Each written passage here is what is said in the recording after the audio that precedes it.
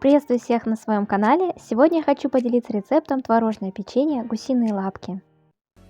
Для их приготовления потребуется творог 250 грамм, соль щепотка, масло сливочное растопленное 80 грамм, мука 200 грамм, плюс возможно немножко уйдет на подпыл, и разрыхлитель 1 чайная ложка без горки. К заранее просеянной муке добавляем разрыхлитель и к творогу добавляем соль. Я еще добавила 1 чайную ложку ванильного сахара. Творог можно использовать любой, можно домашний, можно магазинный. И жирность здесь не так имеет значение, но желательно от 5 до 9%. Я использовала домашний творог. Сейчас я добавляю сюда растопленное сливочное масло. Если вас смущает зернистость творога, то вы можете пробить на этом этапе его блендером. Я буду вот так разминать вилкой. В дальнейшем будут в тесте крупинки, но меня они не смущают, поскольку в дальнейшем при выпечке этого будет не видно. После того, как все промешали, либо пробили блендером, добавляю сюда муку. И замешивать буду сначала с помощью ложки, а затем перейду уже на ручной замес.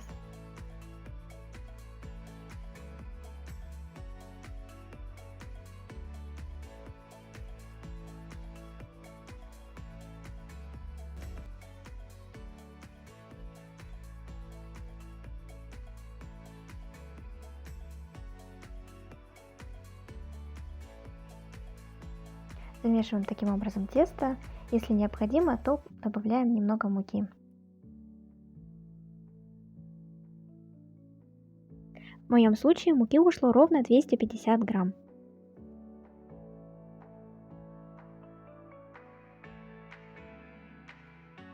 В результате выходит вот такое тесто, оно мягкое, видны крупинки творога, но пусть это вас не смущает, поскольку в дальнейшем при выпечке этого будет не видно. Хочу еще раз проработать тесто на рабочей поверхности. Подпылила немного муки. И далее проработаю тесто. После можно будет убрать его в холодильник минут на 30-40. Можно даже и дольше подержать. После этого тесто готово, и с ним можно будет работать. Я оставила тесто примерно где-то на час.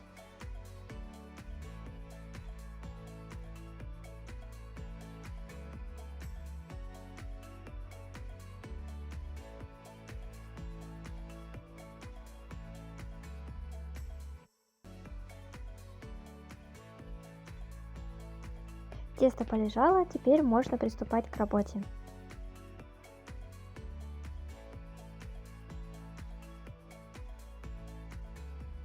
Припыляю немного муки на поверхность, и можно раскатывать тесто. Хотела бы еще порекомендовать вот такую скалку. Вообще она предназначена для мастики, но я использую ее и для раскатки теста. Очень удобно, и тесто не так липнет. Далее буду использовать вот такую вырубку. Ну, если нет такой вырубки, то можно взять обычный стакан и вырезать такие кругляшки стаканом. Диаметр примерно 9 сантиметров. Оставшиеся остатки теста собираем в один ком и будем еще раз повторно их использовать.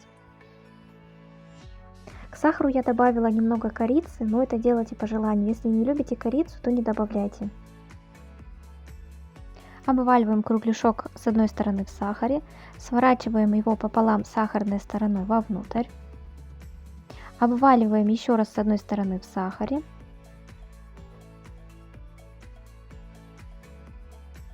Опять-таки сворачиваем сахарной стороной внутрь еще раз.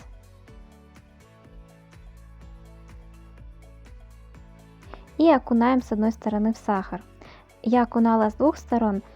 По правильному с одной стороны, но мне нравится, когда снизу корочка припекается и получается такой карамельный вкус.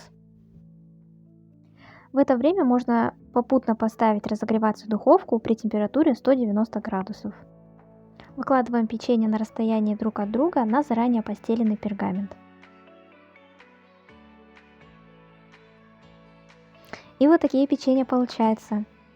Рекомендую все же поискать именно домашний творог, поскольку с таким творогом печенье будет вкуснее. Посмотрите, какие они получились румяные, золотистые и имеют слоистость. Попробуйте приготовить, я думаю, вам тоже очень понравится. Спасибо, что оставались со мной и досмотрели это видео до конца. Буду рада вашим лайкам, подпискам и комментариям.